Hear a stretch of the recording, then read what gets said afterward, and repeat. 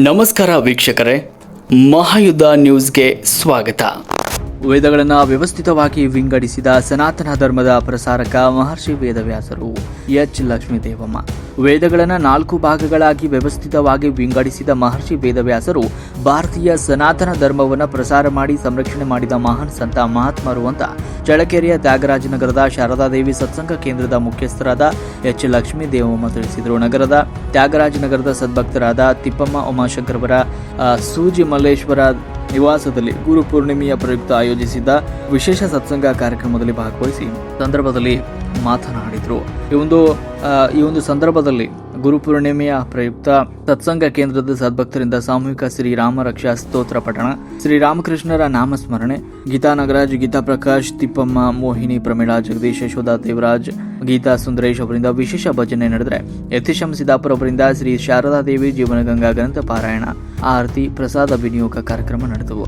ವಿಶೇಷ ಸತ್ಸಂಗದಲ್ಲಿ ಸುಧಾಮಣಿ, ಪುಷ್ಪಲತಾ, ವಿನಯ್, ಜಯಮ್ಮ, ವಿಜಯಲಕ್ಷ್ಮಿ, ಪ್ರೇಮ, ಸುವರ್ಣ, ನಾಗರಾಜ್, ಸರಸ್ವತಿ ಸೇರಿದಂತೆ ಸದ್ಭಕ್ತರು ಈ ಕಾರ್ಯಕ್ರಮದಲ್ಲಿ ಭಾಗವಹಿಸಿದರು. ವರದಿ ಯತೀಶಂ ಸಿದ್ದಾಪುರ, ಚಳ್ಳಕೆರೆ.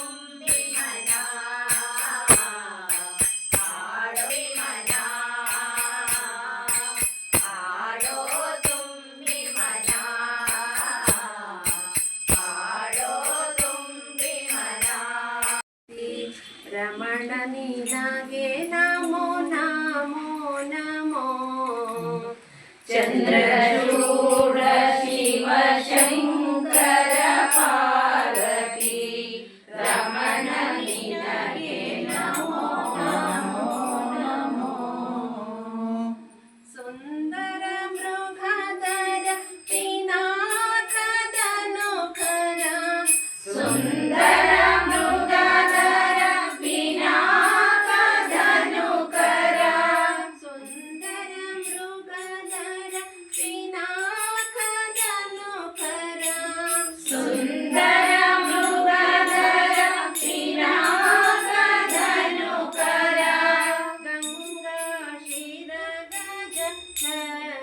ಗಂಗಾ ಶಿರದ ಚರ್ಮಾಂಬರಧರ, ಚಂದ್ರಚೂಡ ಶಿವ ಶಂಕರ ಪಾರ್ವತಿ, ರಮಣ ನಿನಗೆ ನಮೋ ನಮೋ ನಮೋ. ಭಸ್ಮ ರುದ್ರಾಕ್ಷಿ ಮಾಲೆ, ಕೊರಳಲಿ ಭಸ್ಮ ರುದ್ರಾಕ್ಷಿ ಮಾಲೆ, ಕೊರಳಲಿ ಭಸ್ಮ ರುದ್ರಾಕ್ಷಿ ಮಾಲೆ, ಕೊರಳಲಿ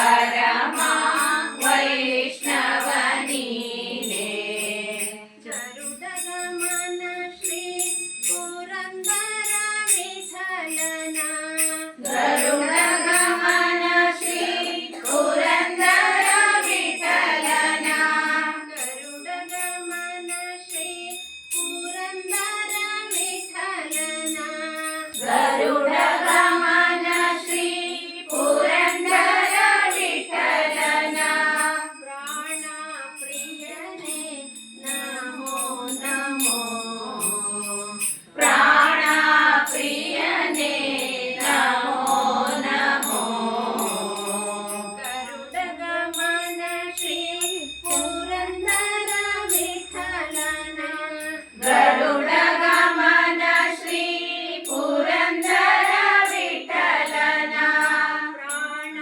ಪ್ರಿಯನೇ ನಮೋ ನಮೋ ಪ್ರಾಣ ಪ್ರಿಯನೇ ನಮೋ ನಮೋ ಚಂದ್ರಚೂಡ ಶಿವ ಶಂಕರ ಪಾರ್ವತಿ ರಮಣ ನಿನಗೆ ನಮೋ ನಮೋ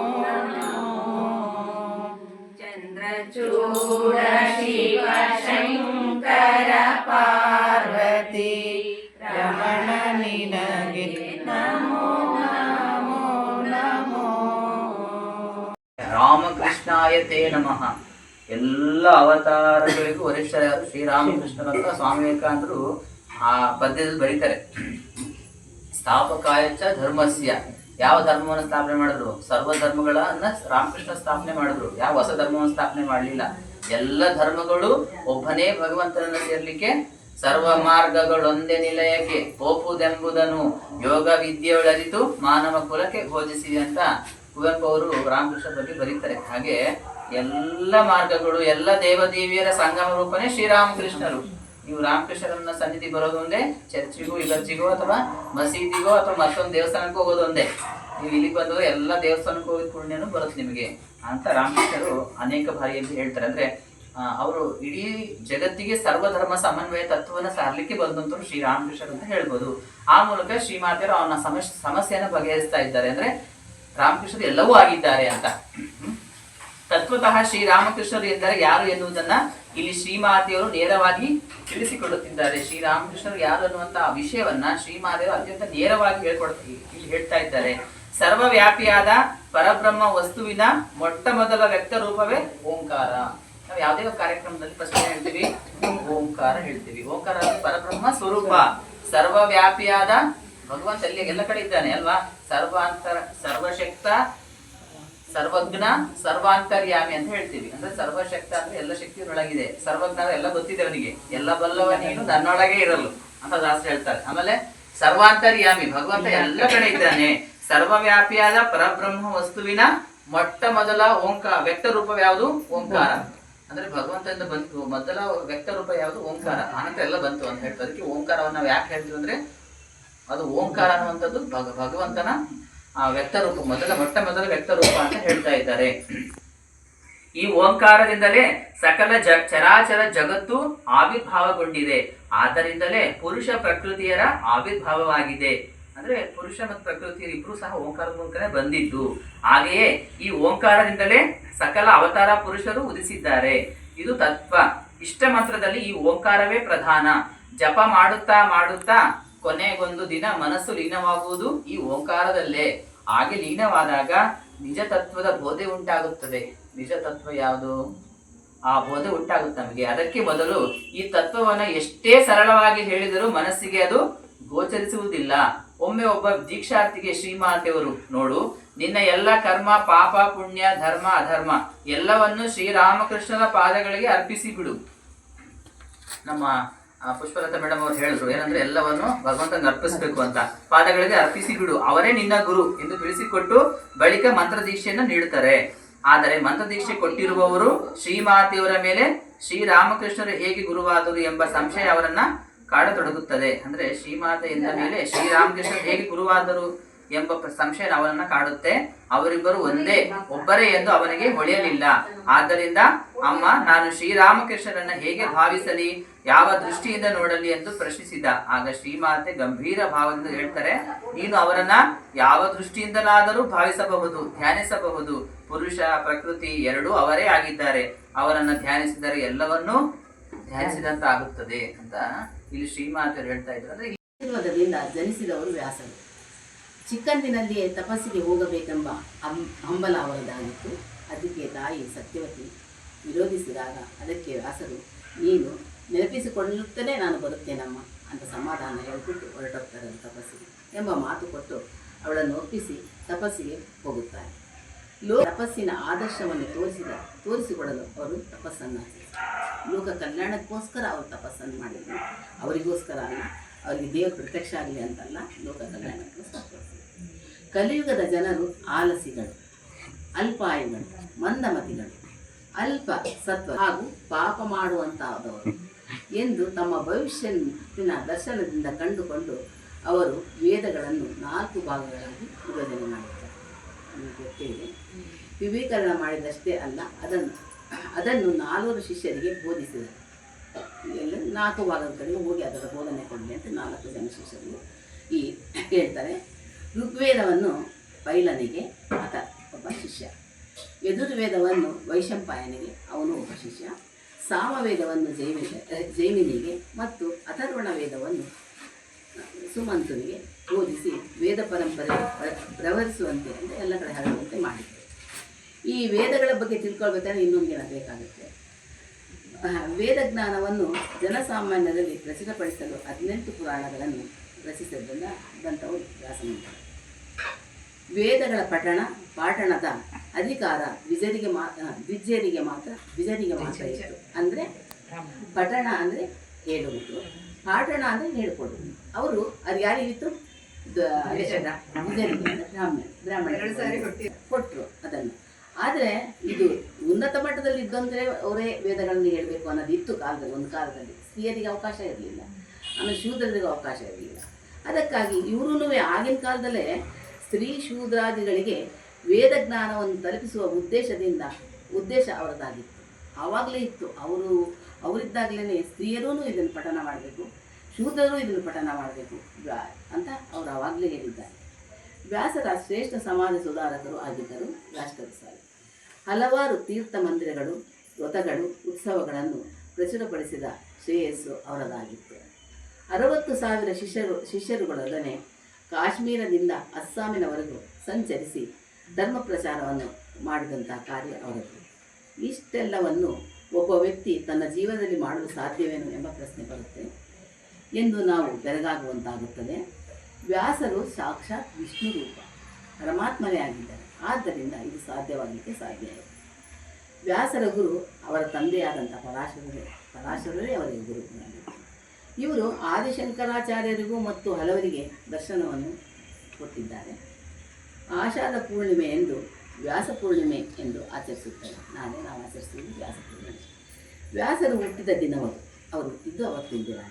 ಸನಾತನ ಧರ್ಮದ ಸಂರಕ್ಷಣೆ ಮತ್ತು ಸನಾತನ ಧರ್ಮದ ಪ್ರಚಾರ ಅವರ ಕೊಡುಗೆ ಅಮೋಘವಾಯಿತು. ಇಂತಹ ವ್ಯಾಸರಿಗೆ ಈ ಗುರುತತ್ವಕ್ಕಾಗಿ ತಲುಪಿಸುವ ದಿನವೇ ಗುರುಪೂರ್ಣಿಮೆ. ವ್ಯಾಸ ಭಗವಾನರ ಕೃಪೆಗಾಗಿ, ವ್ಯಾಸರ ಆಶೀರ್ವಾದಕ್ಕಾಗಿ ಪ್ರಾರ್ಥಿಸೋಣ ಎಂದು ಹೇಳ್ತಾ ನಾನು ಕರೆಯಲಾಗುತ್ತೆ. ವ್ಯಾಸಾಯ ವಿಷ್ಣು ರೂಪಾಯ ವ್ಯಾಸರೂಪಾಯ ವಿಷ್ಣು. ವ್ಯಾಸರು ವಿಷ್ಣು ರೂಪವೇ, ವಿಷ್ಣು ವ್ಯಾಸರೂಪವೇ. ನಮೋ ಮೈ ಬ್ರಹ್ಮನಿಧಿಯೇ ವಸಿಷ್ಠಾಯ ನಮೋ ನಮಃ. ಬ್ರಹ್ಮನ ನಿಧಿಯಾಗಿರುವಂಥ, ಜ್ಞಾನವನ್ನು ಹೊಂದಿರುವಂಥ ಋಷಿವರ್ಯಗಳಿಗೆ ನನ್ನ ನಮಸ್ಕಾರಗಳು. ಇಲ್ಲಿ ವಸಿಷ್ಠಾಯ ನಮೋ ನಮಃ ಅಂತ ವಸಿಷ್ಠರು ಈ ವ್ಯಾಸರ ತಾತ ಮುಂದೆ ಬರುತ್ತೆ. ಅಂದರೆ ನಮ್ಮನ್ನು ನಾವು ತಿಳ್ಕೊಳ್ಳೋದು, ನಮ್ಮನ್ನು ನಾವು ಸರಿಯಾಗಿ ತಿಳಿದುಕೊಳ್ಳಲು ನೆರವಾಗುವವನೇ ಗುರು. ಇಷ್ಟ ಗುರು ಪರಂಪರೆಯನ್ನು ಆರಾಧಿಸುವ ಪರ್ವದಿನವೇ ಗುರುಪೂರ್ಣಿಮೆ. ಎಲ್ಲ ಗುರುಗಳನ್ನು ವ್ಯಾಸರಲ್ಲಿ ಕಂಡರಿಯಲು, ಎಲ್ಲ ಗುರುಗಳನ್ನು ವ್ಯಾಸರಲ್ಲಿ ನಾವು ಕಂಡುಕೊಳ್ಳೋಣ, ಕಂಡರಿಸಿ ಪೂಜಿಸುವ ಪರ್ವದಿನವೇ ಈ ವ್ಯಾಸ ಪೂರ್ಣಿಮೆ ಎಂದು ಹೇಳಬಹುದು. ಅಖಂಡವೂ ಅನಂತವೂ ಆದ ವೇದ ರಾಶಿಯನ್ನು ಮನುಕುಲದ ಒಳಿತಿಗಾಗಿ ವಿಭಾಗ ಮಾಡಿ ನಮಗೆ ಅರಿವು ಸುಲಭವಾಗಿ ದಕ್ಕುವಂತೆ ಮಾಡಿದಂತಹ ವ್ಯಾಸಮುನಿಗಳಿಗೆ ನಮೋ ನಮಃ. ನೆಮ್ಮದಿಯನ್ನು ಹರಿಸುವ ಪ್ರವೃತ್ತಿ ಮನುಷ್ಯನಿಗೆ ಎಂದಿನಿಂದಲೂ ಇದೆ. ಹೌದಲ್ಲ, ನಮ್ಗೆ ನೆಮ್ಮದಿ ಬೇಕು ಅಂತಲೇ ಇರ್ತೀವಿ ಮನೆಗಳಲ್ಲಾಗಲಿ ಎಲ್ಲರೂ ಅಷ್ಟೇ. ಎಂದಿನಿಂದಲೂ ಇದೆ. ಸಮಸ್ಯೆಗಳ ಸುಳಿ, ಜೀವನದ ನಶ್ವರತೆ, ಶಾಶ್ವತ ಸುಖದ ಹಂಬಲ, ಹೀಗೆ ಏನೇನೋ ಕಾರಣಗಳು ನಮ್ಮಲ್ಲಿ ಇವೆ. ನೆಮ್ಮದಿಯ ಕಡೆಗೆ, ಆನಂದದ ಕಡೆಗೆ ತಳ್ಳುತ್ತಿರುವುದು ಗುರು. ಈ ಹುಡುಕಾಟದಲ್ಲಿ ಅವನು ಎದುರಿಸಬೇಕಾದ ಮೊದಲನೇ ಪ್ರಶ್ನೆ, ನಾನು ಯಾರು? ನಾನು ಯಾರು?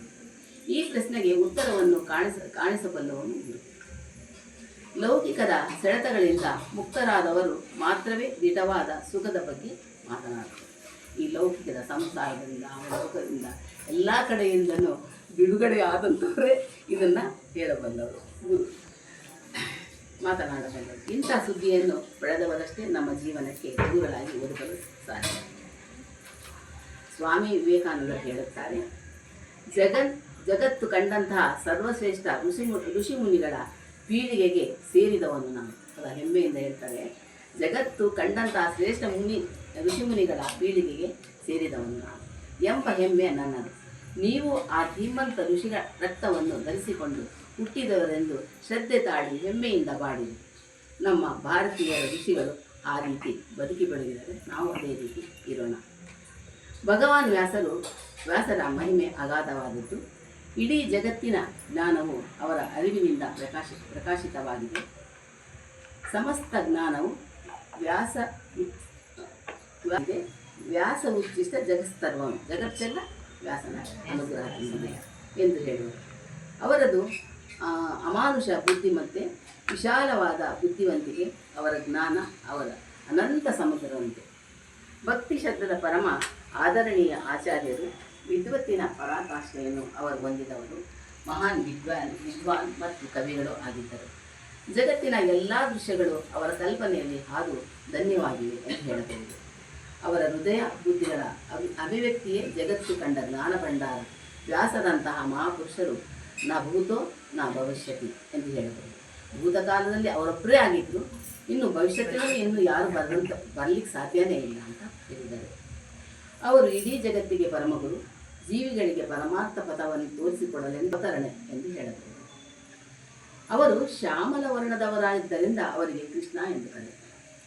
ಯಮುನಾ ನದಿಯ ದ್ವೀಪದಲ್ಲಿ ಪರಾಶರ ಮಹರ್ಷಿ ಮತ್ತು ಸತ್ಯವತಿಯರ ಪುತ್ರನಾಗಿ ಜನಿಸಿ ದೈಪಾಯನ ಎಂದು ಕರೆದರು.